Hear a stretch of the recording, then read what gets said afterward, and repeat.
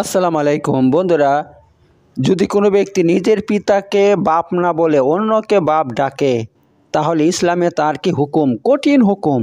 তাকে কাফের আখ্যা দিয়েছেন আল্লাহ নবী সাল্লাল্লাহু আলাইহি ওয়াসাল্লাম, এবং তার জন্য আরও এর থেকে কঠিন শব্দ প্রয়োগ করছেন। তো চলুন এখন আমরা মুসলিম শরীফ থেকে এই সম্পর্কে 3টা হাদিস জানব। ইমাম মুসলিম রাহমাতুল্লাহ আলাইহি তিনি একটা অধ্যায় রচনা করেছেন। অধ্যায়ের নাম দিয়েছেন বাবু বয়ানি হাল ইমানি মান রাগিবা আন আবিহি ওয়া হুয়া ইয়ালামু। অর্থাৎ এই অধ্যায় হচ্ছে ওই ব্যক্তির বর্ণনা যে নিজের বাপ থেকে মুখ ফিরিয়ে নেয় জেনে শুনে, অর্থাৎ সে নিজের বাপকে বাপ বলে না, অন্য কাউকে বাপ বলে। তো ওই ব্যক্তির জন্য কি হুকুম আছে চলুন আমরা জেনে নেই। তো হাদিস নম্বর হচ্ছে 218 নম্বর হাদিস। হাদিসকে বর্ণনা করছেন আবু হুরায়রা। আন আবি হুরায়রা ইয়াকুল ইন্না রাসূলুল্লাহ সাল্লাল্লাহু আলাইহি ওয়াসাল্লাম ক্বাল লা তারগাবু আন আবাইকুম ফামান রাগবিয়া আন আবিহি ফাহুয়া কুফরুন। অর্থাৎ তিনি বলছেন, আবু হুরায়রা থেকে বর্ণিত, তিনি বলছেন আল্লাহ নবী সাল্লাল্লাহু আলাইহি ওয়াসাল্লাম বলছেন, তোমরা নিজের বাপ থেকে মুখ ফিরিয়ে নিও না, অর্থাৎ তোমরা তোমাদের বাপকে ঘৃণা করিও না। কারণ যে ব্যক্তি জেনে শুনে নিজের বাপ থেকে মুখ ফিরিয়ে নেয় এবং তাকে ঘৃণা করে সে কাফের হয়ে যায়। অর্থাৎ ফামান রাগিবা আন আবিহি ফাহুয়া কুফরুন। যে ব্যক্তি তার বাপ থেকে মুখ ফিরিয়ে নিয়েছে ফাহুয়া কুফরুন, সে কুফর করেছে। ঠিক আছে বন্ধুরা, এ হলো আপনার 1 নম্বর হাদিস। চলুন আরেকটা হাদিস আপনারা জেনে নিন।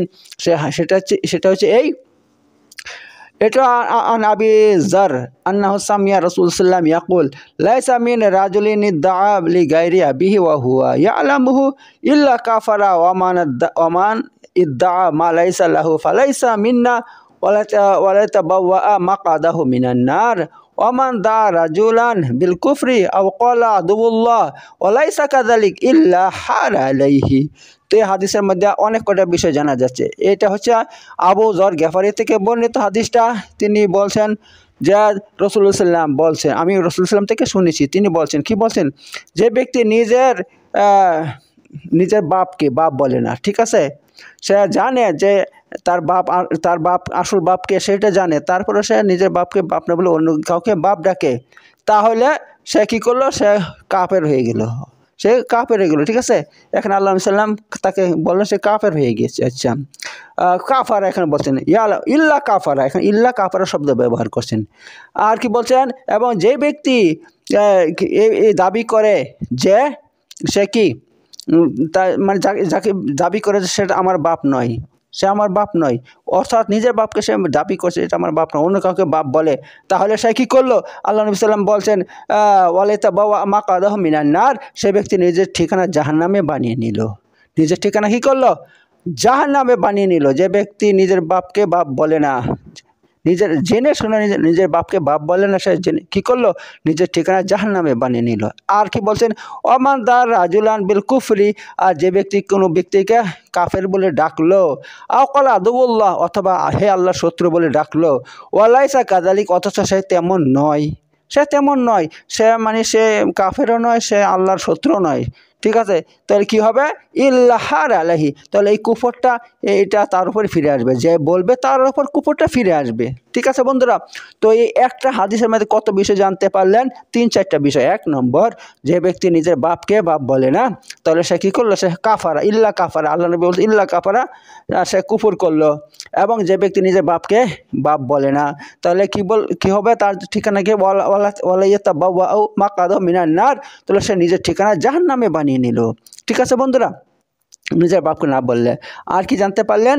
যে ব্যক্তি কাউকে কাফের বলে ডাকলো, অথবা আদুল্লাহ, আল্লাহর শত্রু বলে ডাকলো, ওয়ালাইসা কাযালিক, অথচ সে তেমন নয়, সে আল্লাহর শত্রুও নয়, সে কাফেরও নয়, কুফরি করে না সে, তাহলে কি হবে? ইল্লাহার আলাইহি, তাহলে এই কুফরটা তার উপরে ফিরে আসবে, সে যা বলছে সেটা তার উপরে ফিরে আসবে। তো এই একটা হাদিস হয়ে গেল বন্ধুরা। তো চলুন আরেকটা হাদিস আপনাদের সামনে আমি রাখবো। সেটা হচ্ছে আপনার এটা, এই হাদিসটা বলছে আপনারকে আবি ওয়াক্কাস, সাদ ইবনে আবি ওয়াক্কাস থেকে বর্ণিত, তিনি ইয়াকুল সামিয়া উযুনা ইয়া মিন রাসূলুল্লাহ সাল্লাল্লাহু আলাইহি ওয়াসাল্লাম ইয়াকুল মানিদ্দা আবান ফিল ইসলামি গায়রা আবিহি ইয়ালামু আন্নাহু গায়রা আবি ফাল জান্নাতু আলাইহি হারামুন ফাকালা আবু বকরা ওয়ানা সামিতু মিন রাসূলুল্লাহ সাল্লাল্লাহু আলাইহি ওয়াসাল্লাম। অর্থাৎ সাদ বিন আবি ওয়াক্কাস থেকে বর্ণিত যে তিনি বলছেন, আমি নিজের কানে শুনেছি আল্লাহ নবী সাল্লাল্লাহু আলাইহি ওয়াসাল্লামের মুখ থেকে কি শুনেছি? যে ব্যক্তি নিজের বাপকে বাদ দিয়ে অন্যকে বাপ বলবে ফাল জান্নাতু আলাইহি হারামুন, তার উপর জান্নাত হারাম। এবং ফাকল আবু বকর এক সাহাবী, তিনি বলছেন ওয়ানা সামিতুহু মিন রাসূলুল্লাহ সাল্লাল্লাহু আলাইহি ওয়াসাল্লাম, আমিও শুনেছি এই কথাটা আল্লাহ রসুলের মুখ থেকে। কি শুনেছেন? যে ব্যক্তি নিজের বাপকে বাদ দিয়ে অন্য কাউকে বাপ বলে ডাকবে তার উপরে জান্নাত হারাম। তো বন্ধুরা, এখানে বুঝতে পারছেন তো কত সঙ্গীন ব্যাপার। নিজের বাপ ছাড়া অন্য কাউকে বাপ বলে ডাকা যাবে না, কখনো যাবে না, কখনো বাপ বলে ডাকবেন না। যদি ডাকেন তাহলে বন্ধু, তাহলে আপনি নিজের ঠিকানা জাহান্নামে বানিয়ে নিয়েছেন। আমি কিন্তু এখন হাদিস থেকে তুলে দিছি, আমার মুখের কথা নয়।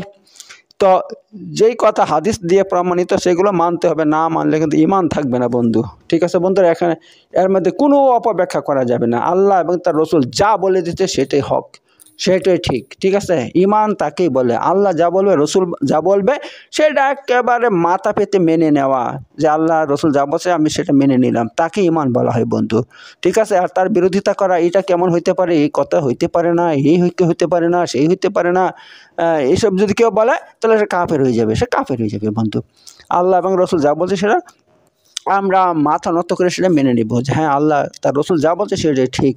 তো বন্ধুরা, এই ধরনের ভিডিও পেতে হলে অবশ্যই আমার ইউটিউব চ্যানেল সাবস্ক্রাইব করে রাখুন, কারণ আমি আপনাদের জন্য খুব মেহনত করে ভিডিও তৈরি করি।